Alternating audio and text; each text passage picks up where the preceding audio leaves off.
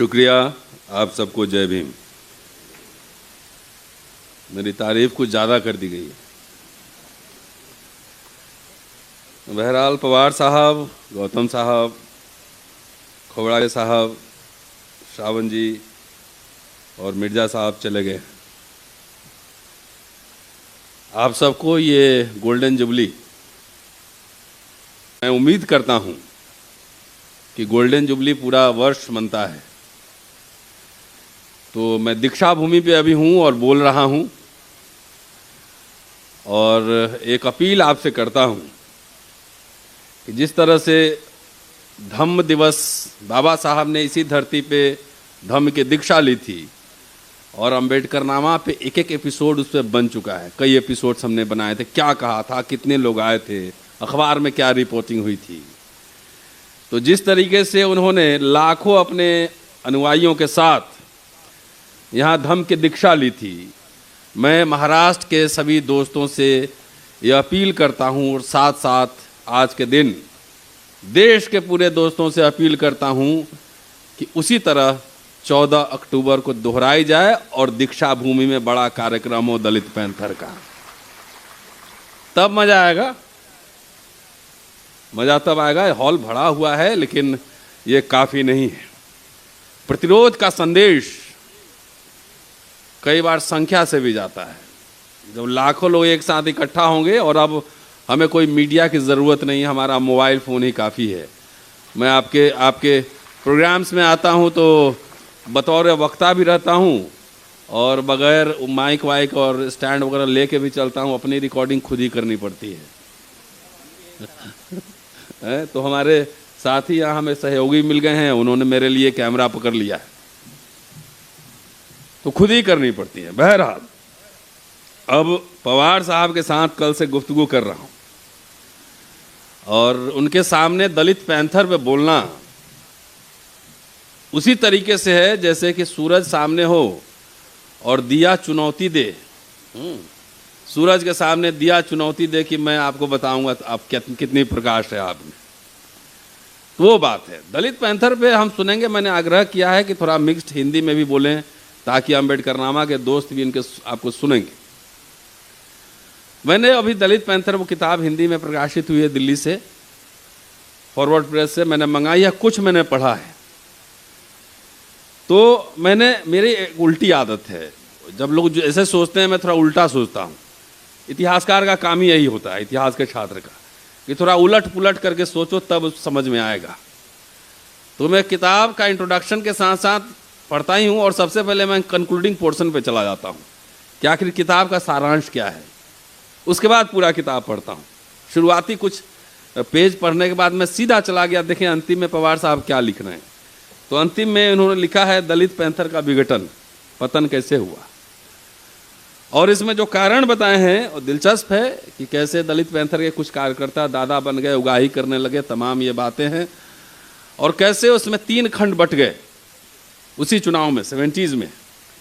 उसमें से तो कुछ अब दलित पैंथर क्या, अब तो वो ऑरेंज कैट बन के मंत्री वगैरह भी बन गए होंगे, पैंथर से ऑरेंज कैट। तो वो मैंने पढ़ा, देखा उस पर, और कुछ और शोध की ज़रूरत है मुझे लगता है। बहुत ही आपने शॉर्ट में कंक्लूडिंग पोर्शन डाल दिया है, हो सकता है अनुवाद में कुछ बेहतर ही हो, लेकिन थोड़ा बहुत मुझे लग रहा था कि उस पर और काम करने की ज़रूरत है और उसमें हम लोग का सहयोग अगर होगा तो हम करेंगे। कि मेन था कि दादागिरी, उगाही, ये हर मूवमेंट के साथ इस तरह का होता है और गुटबंदी ये भी होता है, और इसका कारण तलाश करने की ज़रूरत है। इसका कारण ये है, मैं अंबेडकर साहब को पढ़ रहा हूँ और भक्ति से नहीं पढ़ रहा हूँ, यकीन मानिए, भक्ति भाव से नहीं पढ़ रहा हूँ।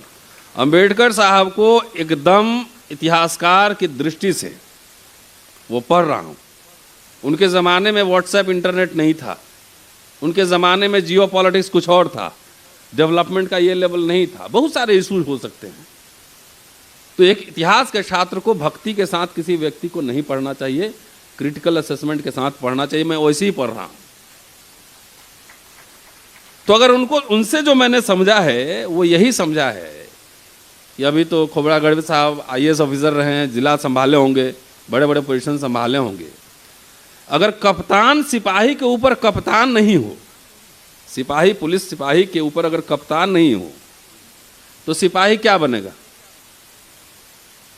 सिपाही बंदूक लेके डाका भी डाल सकता है। तो इसीलिए एसपी कमांडर की जरूरत होती है। मुझे लगा कि एक लंबे समय में बाबा साहब जिस तरह का कमांडर्स चाहते थे, दलित पैंथर ने जिस तरह 3 लोग, पवार साहब हमारे साथ हैं, आप इनको सुनेंगे, अम्बेडकर नामा पे लंबा लंबा इंटरव्यू हमने किया है। राजा ढाले थे और ढसाल साहब थे। 3 लोगों ने इस बीड़ा को उठाया। वो गैप जो था 56 के बाद और तकरीबन 14-15 साल का गैप, इस तरह से लग रहा है, जो मैं पढ़ रहा हूं, कि लग रहा था कि पेशवाई शासन की वापसी हो रही है, डेमोक्रेटिक सिस्टम में पेशवाई की वापसी हो रही है। तो हमें बहुत सारे कप्तान की जरूरत है, लीडर्स की जरूरत है। और शायद मैं गलत भी हूं। 75 साल में जो एक्सपेक्टेशन था बाबा साहब की लीडर्स प्रोड्यूस करने की, हम लोग ज्यादातर डीलर्स प्रोड्यूस कर दिए, लीडर नहीं प्रोड्यूस किए। और लीडर्स को हम बहुत लिमिटेड सेंस में समझते हैं। लीडर का मतलब समझते हैं वो आमदार हो गया, खासदार हो गया, एमएलए हो गया, एमपी हो गया, मिनिस्टर हो गया, यही लीडर होता है। बाबा साहब तो लोकसभा चुनाव कभी नहीं जीते। कहां जीते मुझे बताइए? एंड वर्ल्ड लीडर बने हुए हैं। थोड़ा व्यापक समझ, व्यापक करने की जरूरत है। थोड़ा सा और बोलूंगा क्योंकि कई लोग हैं और मुझे लगता है कि 10 मिनट बोल के फिर दो हमारे जो चीफ स्पीकर्स हैं, गेस्ट हैं, उनको सुना जाएगा। क्योंकि आजकल भावना आहत गिरोह जो है बहुत सक्रिय है। भावना आहत गिरोह बहुत सक्रिय है और 22 प्रतिज्ञा भी चर्चा में है। और मैं नागपुर में हूं, दीक्षा भूमि पर हूं, तो इस पे नहीं बोलूं तो मुझे लगता है कि मुझे मजा नहीं आएगा। क्योंकि भावना आहत गिरोह का हेडक्वार्टर इधर ही है। ठीक है ना? भावना गिरोह जो है, भावना आहत गिरोह, उसका हेडक्वार्टर इधर ही है। और भावना आहत विश्वविद्यालय के जो पहले गुरु थे, वाइस चांसलर बुद्ध साहब, तथागत बुद्ध, और बाद में बाबा साहब, उनका बिगड़ा हुआ चेला मैं हूं। बिगड़ा हुआ चेला हूं, इसलिए बगैर इन पर बोले हम रहेंगे नहीं। अभी लेटेस्ट आया है राजेंद्र पाल गौतम साहब पर। उस साधु लोग जो है वो कह रहा है कि 50 लाख रुपया का इनाम रखेंगे। गौतम साहब शरीफ चले हैं, मैं बिगड़ा चला हूं। हम दोनों दोस्त भी हैं, आसपास रहते भी। सबसे पहले ये पूछना चाहिए कि बाबा काम तो करते नहीं हो, 50 लाख इनाम दे रहे हो, इनकम टैक्स रिटर्न भरते हो क्या? इनकम टैक्स रिटर्न भरते हो? पहले पूछो बाबा से। अरे डरपोक आदमी, तुम इनाम दे रहे हो किसी और को। अरे हिम्मत है तो खुद आओ ना, खुद आसपास बातचीत करेंगे। हिम्मत है तो खुद आओ। भाई संविधान बहुत कुछ कहता है। मुझे भी बहुत भावना आहत गैंग ने इतनी मुझे धमकियां मिलती है रोज। अभी तो थोड़ा कम हो गया, इधर वो लगा डरेगा नहीं, इसलिए अब थोड़ा कम हो गया है। बहुत सारी धमकियां, मैं रोज ये मार दूंगा, काट दूंगा। मैं अकेले ही रहता हूं इससे, मेरे कैंपस में मेरे अलावा आसपास में घर भी नहीं। तो मैंने कहा कि भाई मार काट दोगे तो संविधान हमें अपनी हिफाजत की रक्षा करने की अधिकार देता है। मैंने प्रधानमंत्री, होम मिनिस्टर को चिट्ठी लिख दी कि मुझे AK-56 का लाइसेंस दीजिए, जरा गिद्धों का शिकार करना है। भाई अकेले आओगे कि झुंड में आओगे, ये बता क्या ना, तब ना बातचीत होगी। संविधान हमें आत्मरक्षा का अधिकार देता है।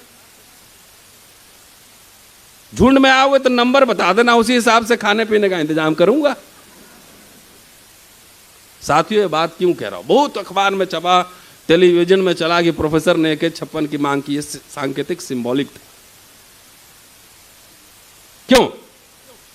हमारे कई साथी, मैंने पहले ही कह दिया, राइडर लगा दिया है। मेरे से आप सहमत असहमत हो सकते हैं। कई साथी हमारे कई बात कहते हैं, मैंने पहले बिगड़ा हुआ चेला मैंने लगा दिया, इसलिए मेरे से आप असहमत हो सकते हैं। प्रेम, करुणा, शांति बात करते हैं। मैं कहता हूँ सही बात है, लेकिन ये काफ़ी नहीं है। प्रेम, करुणा, शांति उनके सामने बात करेंगे ना जो इसका मतलब समझता हो। गीदड़ और भेड़ियों के सामने प्रेम, करुणा, शांति की बात करेंगे, आपको खा जाएगा। तो उसके लिए जो है रक्षा के लिए डंडा बगल में रखना पड़ता है। और जिस दिन आप अपने खड़े होके देखिए, भावना आहत तो हम कुछ नहीं भी बोलेंगे तब भी हो जाएगी। मेरे शर्ट अच्छे सफेद हैं, कपड़े अच्छा हैं, मूंछ रखने हैं उससे भी स्टाइल गड़बड़ हो जा सकता है, बुलेट पे चल रहे हैं उससे भी। तुम्हारी भावना का हमने ठेका लिया है क्या? अगर ये तुम्हारी भावना आहत होना है तो तुमको हर सेकंड, हर पल, हर मिनट तुम्हारी भावना आहत होगी और करेंगे। अपने आप को सुधारो, ये है मामला। तो इनकम टैक्स जरूर गौतम साहब लिखिएगा कि इनकम टैक्स डिपार्टमेंट को, ईडी आजकल बड़ा एक्टिव है, सीबीआई, उनको भी लिख दीजिएगा जरा बाबा का पता करो पैसा कहां से आया है, दान में मिला है, भीख मांगा है कि कमा के लाया है, और इनकम टैक्स रिटर्न भर रहा है कि नहीं भर रहा है। चलिए, 22 प्रतिज्ञा जो है बहुत चर्चा में। एक बात बताओ आप, इस दीक्षा भूमि पे 22 प्रतिज्ञा पढ़ी जाती है कि नहीं पढ़ी जाती है? बड़े बड़े कार्यक्रम इधर होते हैं ना, 14 अक्टूबर को। उसमें बीजेपी और आरएसएस से जुड़े नेता आते हैं कि नहीं आते? देवेंद्र फडणवीस, नितिन गडकरी, नाम ले रहा हूं मैं मैडम, सब आते हैं, उनके सामने 22 प्रतिज्ञा पढ़ी जाती है। उसको किसी ने कहा इस्तीफा देने के लिए? किसी ने मांगा? मेरी बात समझ रहे हैं? क्यों आता है यहां पे? बैठ के बुलाते हैं लोग, बुलाते हैं इधर, फिर भी आता है आपके सामने 22 प्रतिज्ञा सुनता है। क्यों? वाई? क्योंकि आपका वोट बहुत जरूरी है। अच्छा, आपको अच्छा लगता होगा ना, पंडित जी हमारे घर पे आए हैं, मेरे कंधे पे हाथ रख दिए, तो ये गुलामी का सोच है। आपको अच्छा लगता होगा। हम आएंगे तो हो सकता है उतना अच्छा नहीं लगे।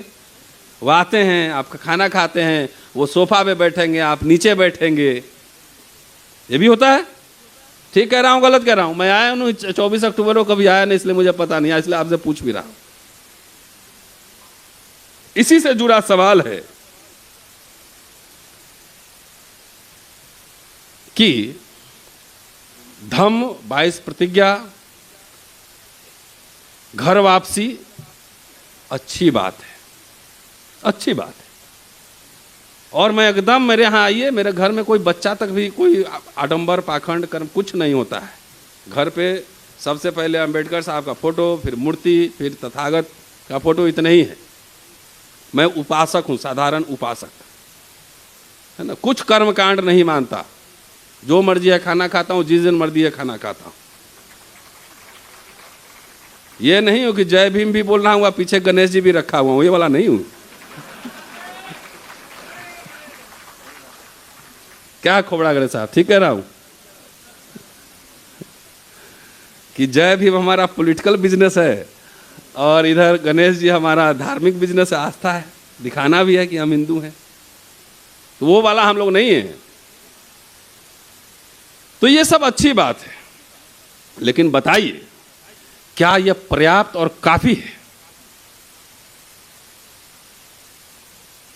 क्या यह पर्याप्त और काफी है? मैं समझता हूं नहीं। कि जब तक राजनीतिक चेतना आपके अंदर नहीं आया, दोस्त और शत्रु को पहचानने का सेंस नहीं आए, तब तक प्रेम, करुणा, मैत्री, परिवर्तन, 22 प्रतिज्ञा इसके मतलब नहीं है। पूरा महाराष्ट्र मान लिया बौद्ध में हो गया, तब भी आप दीक्षा भूमि पर बुलाओगे तो चीफ गेस्ट ऐसे ही लोगों को बुलाओगे जो आपके राजनीतिक शत्रु हैं, सांस्कृतिक शत्रु हैं। तो ये चेतना बढ़ी कि कम हुई? ये पॉइंट है, इसको फोकस करने की जरूरत है। और देखिए, लड़ाई कोई भी आत्मसम्मान, स्वाभिमान की लड़ाई जो है ना, कोई भी किस्तों में नहीं होती है, छोटा छोटा किस्त में नहीं लड़ी जाती है, ये तो आर पार लड़ी जाती है।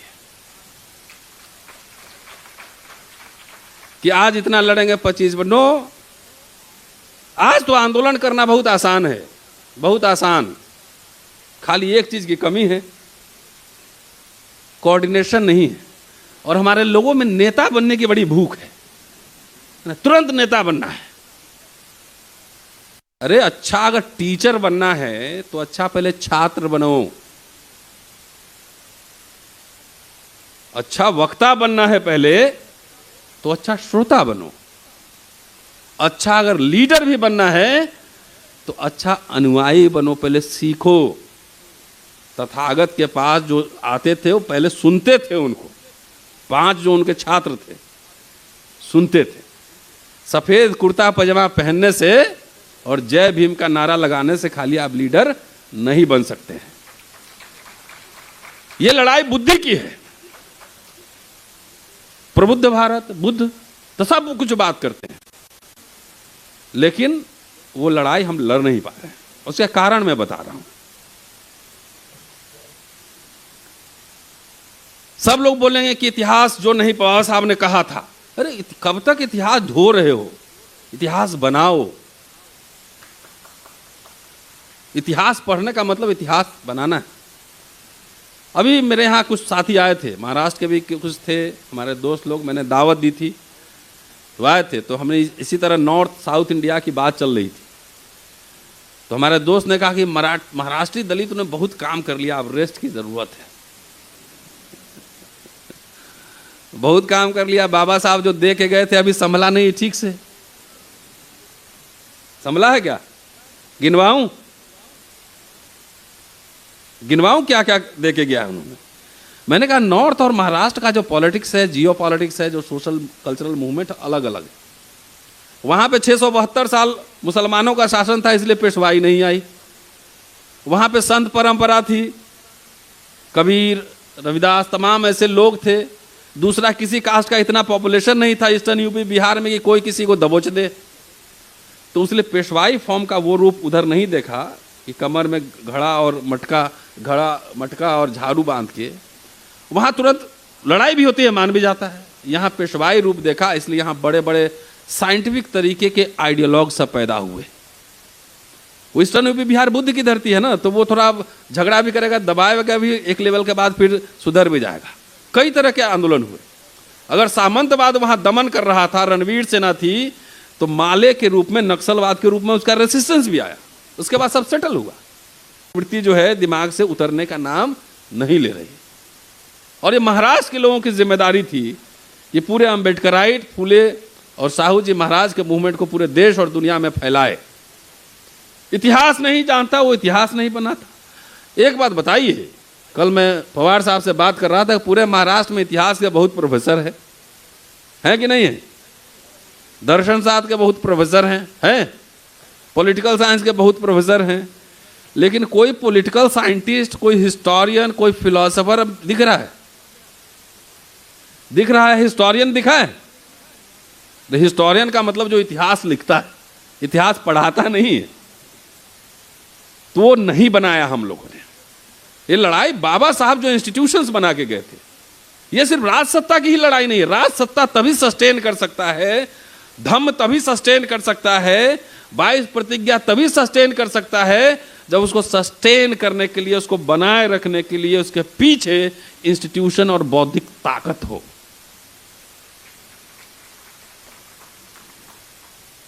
और इसलिए कह रहा हूं, बाबा साहब को पहले समझिए, पढ़िए भी और समझिए भी। पढ़ना और समझना दो बातें हैं। किताब सीधा पढ़ जाते हैं और समझते नहीं।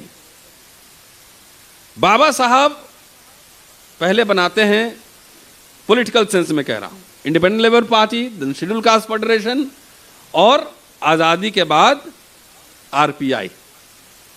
तीनों का मेरे पास रखा हुआ है फोल्डर में, तीनों का आप उठाकर देखिए मैनिफेस्टो। तीनों का मैनिफेस्टो बहुत ही ध्यान और गंभीरता से आप उसको पढ़िए। तीनों में बाबा साहब एक जैसे स्टैटिक नहीं दिखेंगे, उनके सोच विचार में बहुत परिवर्तन आ रहा है। आरपीआई, उन्होंने एक पौधा लगाया, पौधा, वो पौधा फल देने से पहले ही उनके अनुयायियों ने ही फाड़ फूड़ के उसका जो है पत्ता और टहनी सब तोड़ दिया। यही बात है ना, तभी दिल्ली पैंथर बनी थी। अगर उनके अनुयायी आरपीआई को ठीक से खाद पानी दिए होते जमीन में तो बड़ा हुआ होता, लड़ता लोगों के लिए। लेकिन पहले ही तोड़ फाड़ के इतने खंड खंड में बट गया वो आपके सामने, उस पर नहीं जा रहा मैं। धम्म 22 प्रतिज्ञा, वो भी एक पौधा लगाया था उन्होंने, प्लांट लगाया था कि लोग धीरे धीरे धीरे धीरे समझेंगे। सबसे ज्यादा उन्होंने काम किया था जिस चीज पे, उस पे बहुत ज्यादा हमारा फोकस नहीं है। इंस्टीट्यूशन बनाने पे काम किया था। जब फर्स्ट राउंड टेबल कॉन्फ्रेंस में गए थे, तकरीबन 1340 पाउंड वहां के राजा महाराजाओं से चंदा लेकर आए थे कि हमें बहिष्कृत हितकारिणी सभा के लिए हॉस्टल खोलने हैं, इंस्टीट्यूट खोलना है। पीपल्स एजुकेशन सोसाइटी बनाई थी,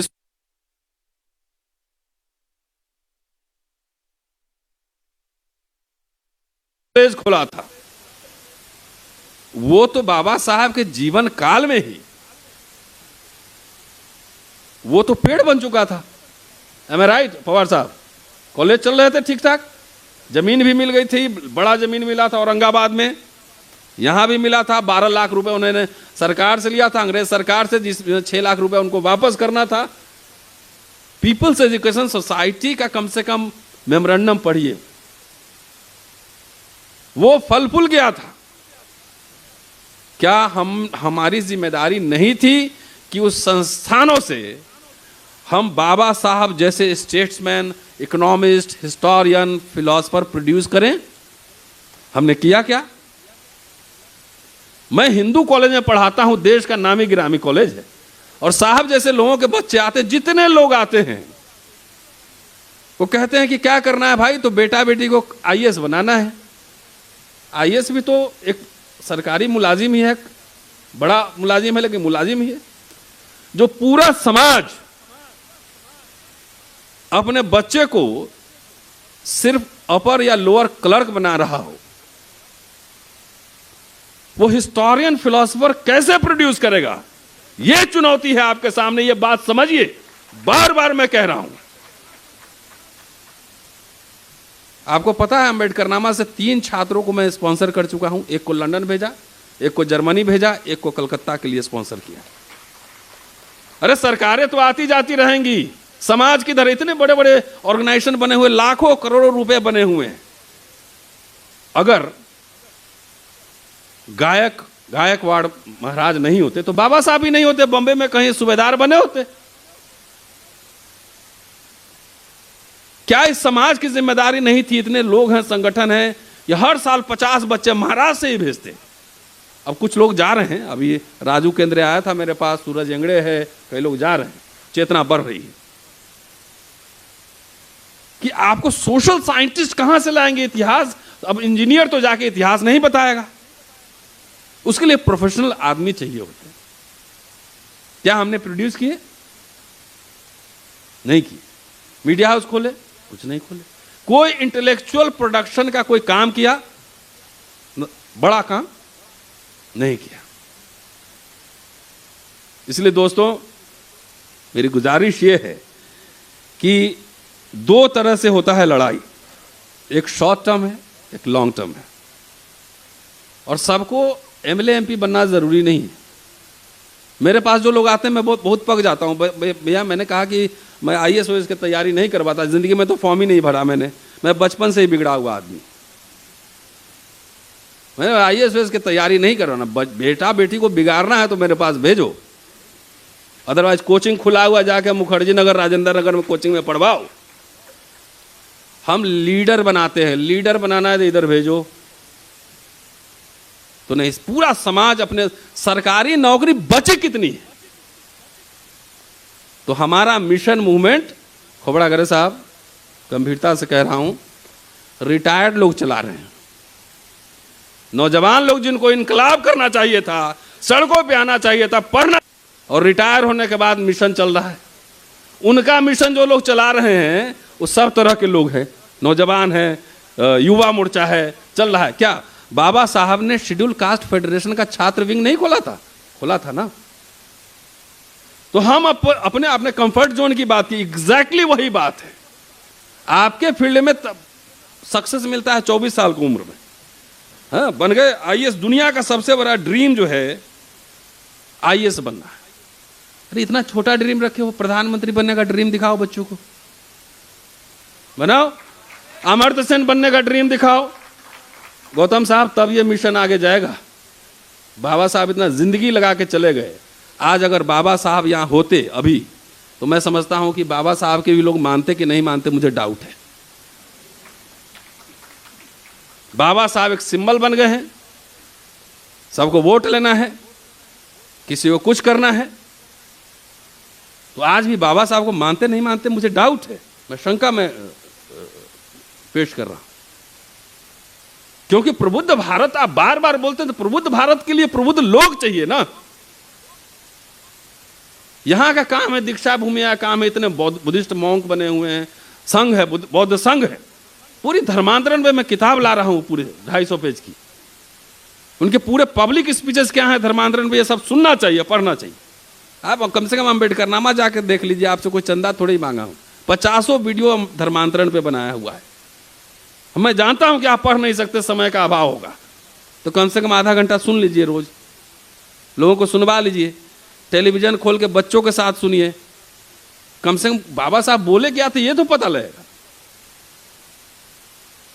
इसलिए बिगड़े हुए आदमी की तरह बिगड़ा हुआ बोला, और मैं सब बात अच्छे अच्छे के लिए नहीं बोलता हूं, खराब लगने के लिए ही बोलता हूं, क्योंकि वो मीठा से ज़्यादा मीठा से शुगर हो जाता है। और चलते चलते आपको एक पन्ना दिखा देता हूं। एक तो रिपब्लिकन पार्टी का अर्थ क्या है, मतलब क्या है, स्वतंत्रता, समानता, मित्रता और न्याय क्या है, इसको पढ़िएगा और मैनिफेस्टो जाके पढ़िए। दूसरा, सबको नेता बनना है, नेता लोग के लिए सुना देता हूं। उन्होंने 1956 में ही पार्लियामेंट के अंदर केटी शाह ने एक सवाल उठाया था कि पार्लियामेंट्रियन होने के लिए कुछ अर्हता होनी चाहिए, है ना, पढ़ा लिखा होना चाहिए। उसके जवाब में उन्होंने पूरा ये भाषण दिया। लेकिन उन्होंने राजनीति में प्रवेश करने के लिए एक जो है ना ट्रेनिंग कॉलेज एस्टैब्लिश किया था कि जो भी एमएलए एमपी बनना चाहते हैं, उसके पहला ऐसा कॉलेज भारत में था, उसके बाद आज तक वो नहीं बना। और उसमें रजिस्ट्रार नियुक्त हो गया था, प्रिंसिपल हो गया था, उनका कुछ लेक्चर होना था, तमाम होना था, लेकिन निर्वाण हो गया, परिनिर्वाण हो गया, दे नहीं पाए। उनका यह मानना था कि पढ़े लिखे लोग, एक लीडर को अच्छा वक्ता होना चाहिए, उसको इतिहास, राजनीति, अर्थशास्त्र की समझ होनी चाहिए। ऐसे लीडर बनाते हैं आप लोग? नहीं। बेटा बेटी हमारा मैनेजमेंट गुरु, कलेक्टर, सेफ जोन में चला जाए तो लीडर कौन बनेगा? डीलर ही बनेगा ना।